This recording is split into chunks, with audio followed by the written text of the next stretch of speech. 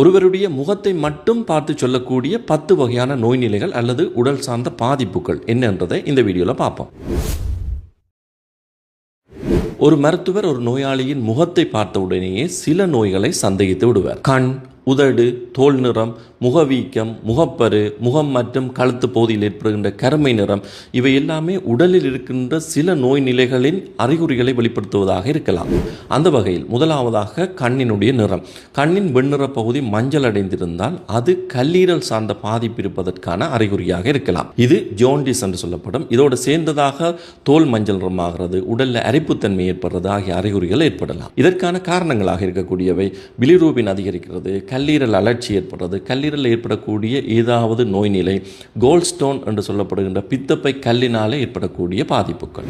இதில் இரண்டாவதாக முகம் மற்றும் கண்களை சுற்றியுள்ள பகுதியில் ஏற்படக்கூடிய வீக்கம். இது சிறுநீரகம் பாதிக்கப்பட்டுள்ளது என்பதற்கான அறிகுறியாக இருக்கலாம். முக்கியமாக காலையில் எழும்பும் பொழுது கண்களை சுற்றி வீக்கம் ஏற்படுறது, முக வீக்கம் ஏற்படுறது, இது இன்னும் அதிகரித்த நிலையில் உடல் வீக்கம் ஏற்படுறது. இதற்கான காரணங்களை பொறுத்தவரை ஒன்று சிறுநீருடன் அதிகளவு புரதம் வெளியேறும் நிலை, குறிப்பாக இது நெஃப்ரோட்டிக் சிண்ட்ரோம் என்று சொல்லுவோம், அல்லது வேறு காரணங்களுக்காக இந்த சிறுநீருடன் அதிகளவு புரதம் வெளியேறினால் இந்த முகவீக்கம் அல்லது உடல் வீக்கம் ஏற்படலாம்.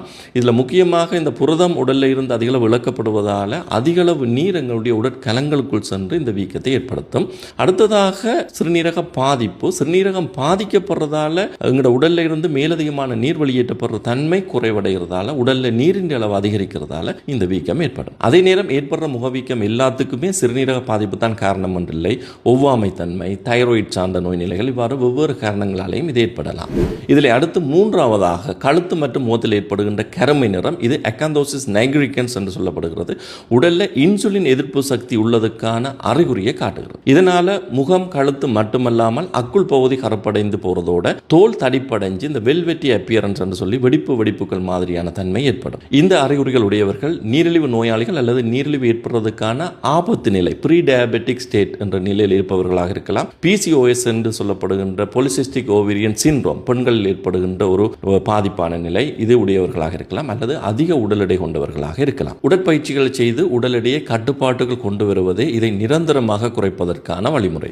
இதில் நான்காவதாக முகத்தில் பட்டாம்பூச்சி வடிவில் ஏற்படுகின்ற சிவப்பு நிறமான ரேஷ். கன்னத்தில் சிவப்பு நிற ரேஷ், மூக்கின் மேல் பட்டாம்பூச்சி வடிவில் இருக்கும். வெயில் படும் பொழுது இது அதிகரிக்கும். இது SLE என்று சொல்லப்படுகின்ற சிஸ்டமிக் லூப்பஸ் எரித்தமெட்டோசிஸ் என்கிற ஒரு ஓட்டோ இம்யூன் டிசீஸ் இதனுடைய அறிகுறியாக இருக்கும். இந்த நோய் நிலையை பொறுத்தவரையும் இது எங்களுடைய உடலில் மூளை, கண்கள், சிறுநீரகம், மூட்டுக்கள் இப்படியாக பல பகுதிகளில் பாதிப்புகளை ஏற்படுத்தக்கூடியது. இதில் ஐந்தாவதாக கண்களின் கீழ் ஏற்படுகின்ற கருவளையம். பெரும்பாலானவர்கள் இதை தூக்கம் குறைவால் ஏற்படுவதாக நினைத்து கொண்டிருப்பார்கள். ஆனால் இதுக்கு வேறு காரணங்களும் இருக்கு. முக்கியமாக அலர்ஜி, அதாவது உடலில் ஒவ்வாமை தன்மை, முக்கியமாக அலர்ஜிக் ரைனைட்டிஸ் என்று சொல்லுவோம். இந்த நேரமும் இந்த நாசியில் கரகரப்பு இருக்கிறது, கண்கள் கடிக்கிறது, காதுக்குள் கடிக்கிற தன்மை ஏற்படுறது, தும்மல் ஏற்பட்டு கொண்டிருக்கிறது. இப்படியானவர்களுக்கு இந்த கண்களின் கீழ் கருவளையம் ஏற்படுவதற்கான வாய்ப்புகள் இருக்குது. அடுத்ததாக சைனோசைட்டிஸ் என்று சொல்லப்படுகின்ற எங்களுடைய தலையோட்டின் காட்டுக்குடாக்களுக்குள் ஏற்படுகின்ற அழற்சி நிலை மற்றும் அயன் பற்றாக்குறை, பரம்பரைத்தன்மை ஆகியவும் இந்த கண்ணின் கீழ் கருவளையத்தை ஏற்படுத்தக்கூடியவை.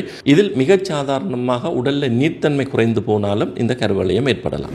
இதில் ஆறாவதாக முகம் வெளிரி போதல். இதில் முக்கியமாக இந்த கன்ஜங்டிவா, இந்த கண்ணின் இந்த கீழ் பகுதியில் வெளிரின தன்மையாக இருக்கும். நல்ல சிவப்பாக பிங்க் கலரில் இது இருக்க வேணும். இது ஒரு வெளிரின தன்மையாக இருக்கும். சிலருடைய உதடுகள் வெளிரிய நிலையில் இருக்கும். சில நிறமானவர்களாக இருந்தால் முகமே வெளிரிய தன்மையாக இருக்கும். இது அவர்களுக்கு இரத்த சோகை இருப்பதற்கான அறிகுறி. இதோடு சேர்ந்ததாக சோர்வு, தலைச்சுற்றல், மூச்சுத்திணறல் ஆகிய அறிகுறிகள் இருக்கலாம். முக்கியமாக இது அயன் மற்றும் விட்டமின் B12 குறைபாடினால ஏற்படுகிறது. இதில் அடுத்து ஏழாவதாக பெண்களில் ஏற்படுகின்ற ஒரு அறிகுறி முகத்தில் அதிக முடி வளர்தல் மற்றும் முகப்பரு ஏற்படுறது.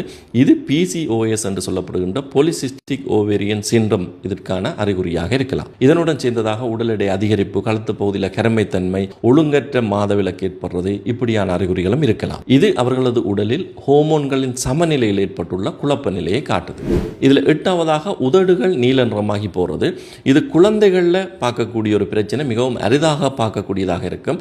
அவர்களுக்கு இதயம் சார்ந்த பாதிப்புகள், நுரையீரல் சார்ந்த பாதிப்புகள், கடுமையான அஸ்மா, மூச்சு திணறலோடு சேர்ந்த அஸ்மா ஏற்படுகின்ற நிலையில் இந்த உதடுகள் நீளமடைந்து போகிறதாக இருக்கும். இது அவர்களுடைய உடலில் ஆக்சிஜன் பற்றாக்குறை ஏற்பட்டுள்ள நிலையை காட்டுகிறது.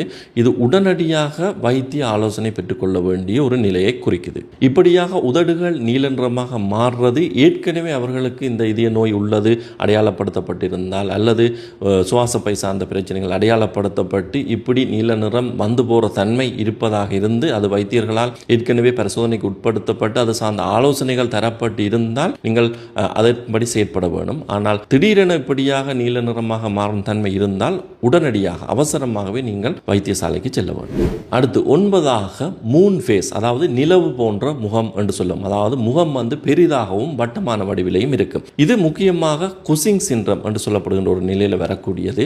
இதை விட ஒவ்வொரு காரணங்களாலேயும் இது வரலாம்.